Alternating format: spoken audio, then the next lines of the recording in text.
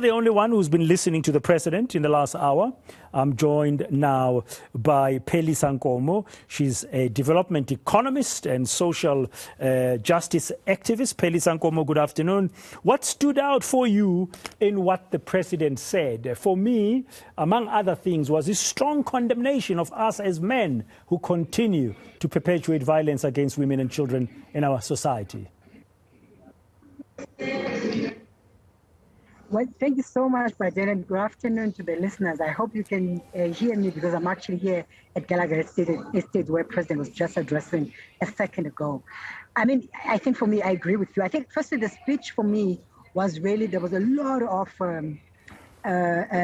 honesty and candidness in as far as the weaknesses. And I think the fact that he was actually quite open about the institutional weaknesses of the state in as far as implementing and honoring the commitment made within the NSP. I think that's the first issue. I think the second issue, one of the other things as well, I agree with you. I mean, this question for me where he had taken at least a good 3.5 minutes in the last part of his speech, where he's actually really deconstructing the issue, the question of patriarchy and the masculinity and the benefits associated with that.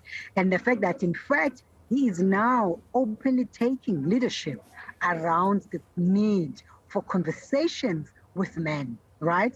In fact, the first 2 paragraphs of his speech, he makes the point that, by the way, gender-based violence, it's not a women's issue because it's not women who commit, violence against themselves.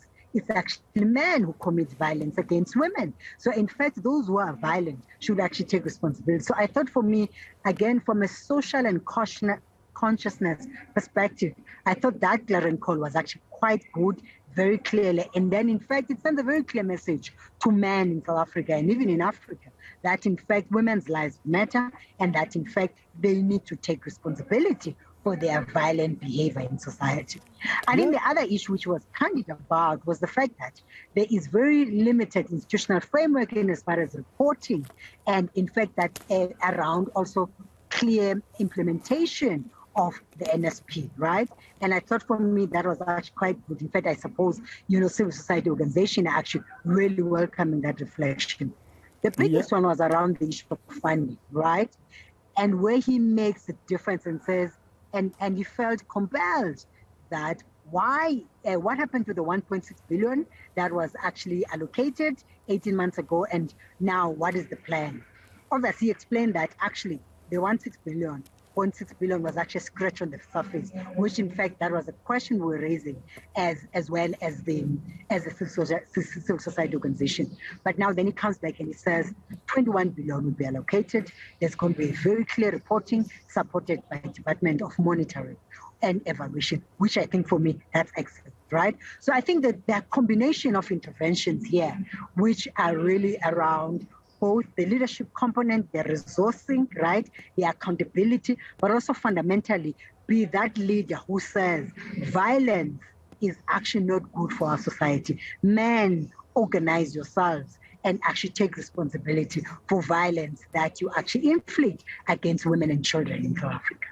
Yeah, and he challenged society, challenged himself, his own ministers and other political leaders, religious leaders, sports people, as you said, artists, business leaders, and many others to participate in various dialogues in outreach, in creating awareness around this issue of gender-based violence. I think the president is basically saying it's going to be up to us, it's up to us as men to actually end GBV.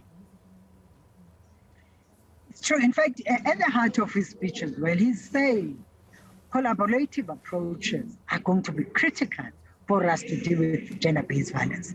One of the things he actually touched very clearly, which is the point we're making, in fact, it's around the theory of change around the NSP. Because at the heart of it, the theory of change argues that we must actually deal very, very distinctly with the issue of social norms and how there's a division of labor in society, which sometimes actually undermines women to be able to play an effective role, right, particularly in the economy.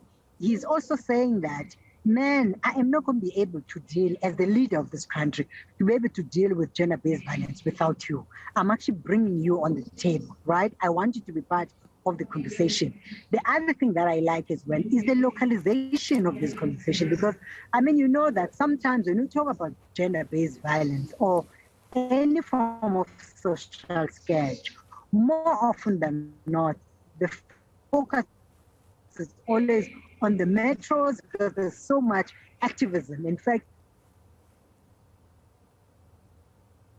because by design, it's so right-oriented. So I like the fact of local conversations and the role of provinces, that premiers must actually hold the space and facilitate that. But at the same time, ordinary citizens like yourselves, Midrand, that in fact, at a family level now, he is actually saying that you need to start speaking to your siblings, you need to speak to your nephews, you need to speak to your community about gender-based violence and the fact that, in fact, it's actually not right for women to live in fear, and that if for any other reason you feel the need for you to beat a woman or to actually kill a woman, then you need to be able to deal with yourself. But now here's the next leg where, by the way, we need to then deal with at a public institutional level. It's when men are coming out, because there's a trauma linked to men inflicting pain. So you probably know the saying that hurting people hurt others.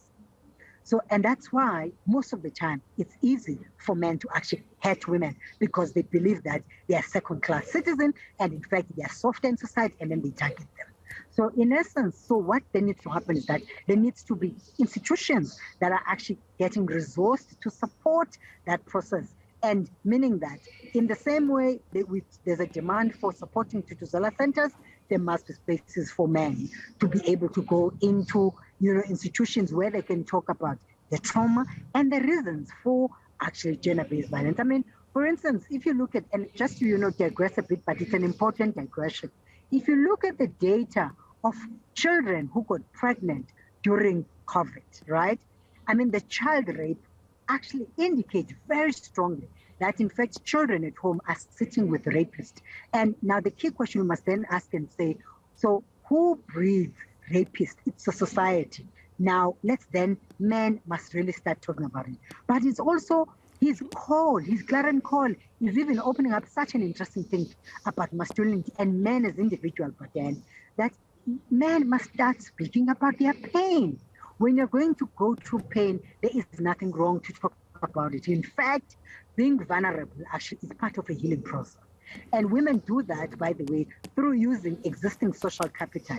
And that's why there's always been a very clear demand that you need to strengthen Tutuzela centers, but also you need to strengthen, spaces where, in fact, women could come and speak. Now, it's actually good. Now, we know that we're not going to be able to deal with gender-based violence, against women when men are not part of the conversation, the healing journey, but also at the same time, other institutions need to come into the party. Amongst those is access to justice and institutions that are responsible for creating economic opportunity.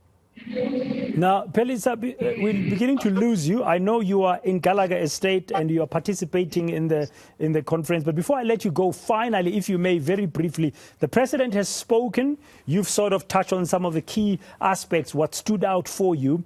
So now this is day one. There'll be more discussions into day two. For you, as a social justice activist, what will determine the success of this summit? What would make you say after tomorrow, this has been a successful summit?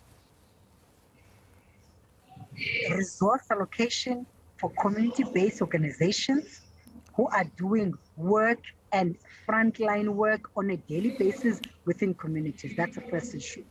The second issue is alignment within the public sector in as far as gender-based violence responses.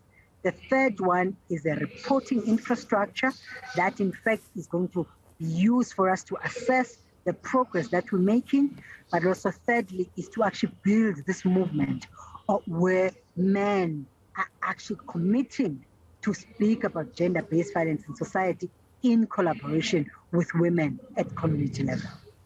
Thank you very much, Phelisa Nkomo. She's a social justice activist. She's a development economist, and I also know that she chairs Oxfam, in the NGO Oxfam here in South Africa. Thank you for your time. We'll let you go now so you can go back and listen to what's happening more on this day one of this second presidential summit on GBV and femicide. President had very strong words for you and me and many other men in this country, and describing our barbaric acts of GBV as a shameful indictment of the men of this country. It is indeed a national disgrace, and he's saying that it cannot be anything but our foremost priority. So you and I as men have to do something to stop GBV once and for all.